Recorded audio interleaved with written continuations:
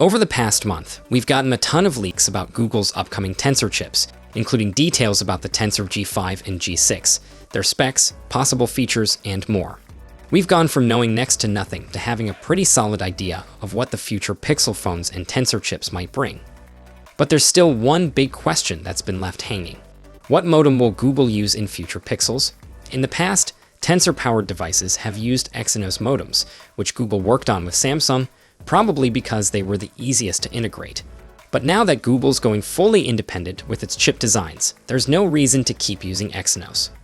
Well, we finally have an answer, and it's a bit of a surprise. Thanks to a source inside Google, Android Authority found out that the Pixel 10 series will actually use a MediaTek modem. Yep, you heard that right. So why did Google choose MediaTek?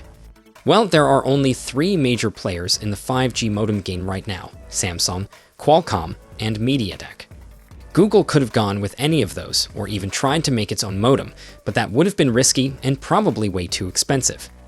Before making the decision, Google looked at all its options, including Qualcomm's Snapdragon X75 modem, the same one in Apple's iPhone 16. Apple's actually planning to move away from Qualcomm for modems in the near future too. But in the end, Google decided to go with MediaTek's T900 modem, which hasn't been released yet. Can we say for sure that the T900 will be great? Not really, but I'm cautiously optimistic.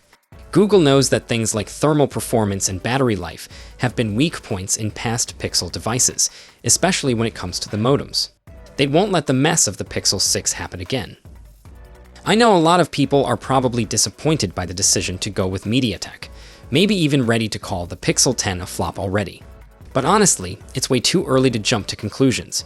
We don't know much about the T900 yet, and honestly, even Qualcomm's modems, which are used only in iPhones, are still kind of a mystery in terms of how they perform in other phones.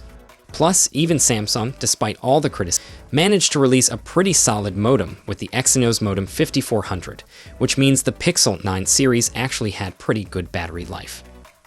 At the end of the day, we'll have to wait and see how the Pixel 10 series performs. I don't think it's going to be a disaster. Google always has its reasons for the choices it makes, even if they don't always make sense at first, so I wouldn't be too quick to write it off. So, what are your thoughts on the upcoming Pixel? Let me know in the comments below, and I'll catch you all in the next one. Until then, take care.